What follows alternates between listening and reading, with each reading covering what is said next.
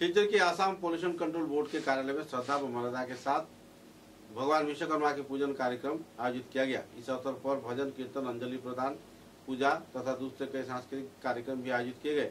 कार्यक्रम में पूरी तरह प्राकृतिक संपदा बरकरार रखे जाने के साथ साथ प्राकृतिक वातावरण में पूजा संपन्न किया गया।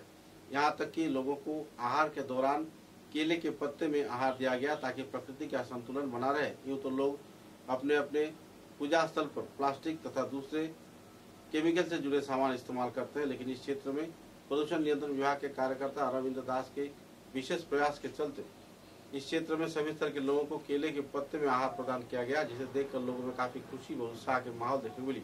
संपूर्ण प्रकृति के साथ प्रकृति बांधव समारोह में सभी स्तर के लोगों को खुशहाल तरीके से विश्वकर्मा पूजन पालन करते हुए देखा गया।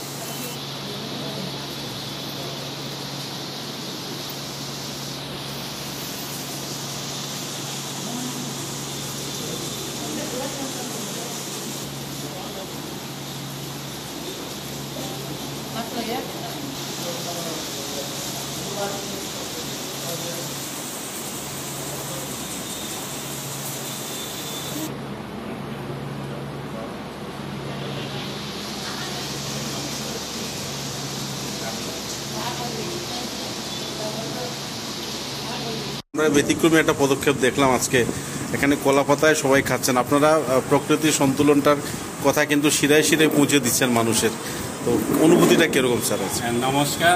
অ্যাকচুয়ালি আমাদের এই পূজা বিশ্বকর্মা পূজা আমরা প্রত্যেক বছরই Assam pollution control board regional office শিলচরের উদ্যোগে আমরা করে থাকি। আর আমাদের মেইন উদ্দেশ্যটা হলো যে পরিবেশ বান্ধব অনুষ্ঠান। পরিবেশ বান্ধব অনুষ্ঠান বলতে শুধু যে বিশ্বকর্মা পূজা কিংবা দুর্গা পূজা তা না, যে কোনো অনুষ্ঠানেই যদি আমরা চেষ্টা করি যে পরিবেশ বান্ধব অনুষ্ঠান পরিচালনা, তার একটা উদাহরণস্বরূপ আমি আজকে গত বছর থেকে শুরু করেছি যে কলা পাতা কিংবা শাল পাতা। তো আমি জেনারেলি কলা পাতা নিয়ে আসি প্রসাদ খাওয়ার জন্য, কিংবা এই গ্লাস যেটা বায়োডিগ্রেডেবল গ্লাস এইগুলা ব্যবহার করি, যাতে আমাদের ওইগুলা দেখে অন্য জনসাধারণরা অনুপ্রাণিত হয়ে আরও সবাই এইসব জিনিস ব্যবহার করে। তখন গিয়ে আমাদের কি হবে, পরিবেশ বান্ধব একটা সমাজ আমরা গড়ে তুলতে পারবো। ওটাই আমাদের মেইন থাকে। আর পূজাতেও আমরা জেনারেলি প্লাস্টিকের জিনিস ইউজ না করে আমরা ন্যাচারাল ফুল, ন্যাচারাল ফ্লাওয়ার যেটা ওইগুলা নিয়ে আসি। ডেকোরেশনের জন্য আমরা কাপড় কিংবা ন্যাচারাল জিনিসগুলো দিয়েই ডেকোরেশন করা। এই দেখুন দুই পাশে কলা গাছ লাগিয়েছি। এইগুলো জিনিস হলো আমাদের ঐতিহ্য, আমাদের সংস্কৃতিতে ওই জিনিসগুলোই ছিল। আর ওই সংস্কৃতিটাকে আমাদের সংস্কৃতি যাতে ধরে রাখার একটা প্রয়াস। তো আজকে এই আনন্দঘন দিনে বরাকবাসী নাগরিককে কি বলতে চাইবেন?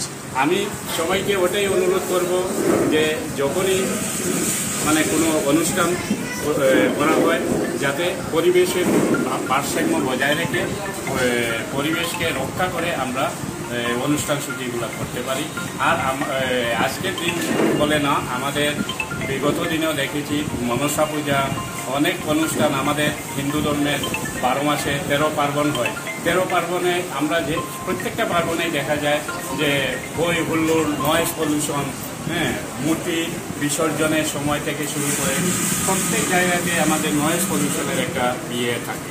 তো ওই নয়েজ পলিউশন থেকে আমরা বাঁচার একটাই উপায়, যদি আমরা আমরা ফুর্তি করব, আনন্দ উল্লাস করব, কিন্তু ওটারও একটা লিমিটেশনের মধ্যে থাকে, যাতে আমাদের আশপাশের লোকের কোনো অসুবিধা না হয়। এটাই ওই বার্তাটাই দেওয়া মনে করি আমি সবাইকে ওই বার্তাটা দেওয়া।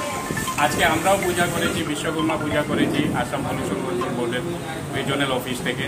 এই অফিসে পূজা করতে গিয়ে আমরাও সাউন্ড সিস্টেম বাজিয়েছি, কিন্তু within the limit sound system বাজিয়েছি। তো ওই সব যদি আমরা প্রত্যেকে যদি এগুলা জিনিস যদি একটু চিন্তা করি, তাহলে আমার বিশ্বাস যে আমাদের শিলচর শহর ইভেন গোটা বরাক উপত্যকা সুন্দরভাবে আমরা এই আগামী দুর্গাপূজাতেও আমরা সুন্দর একটা পরিবেশ দুর্গা উৎসব উদযাপন করতে পারি। ধন্যবাদ।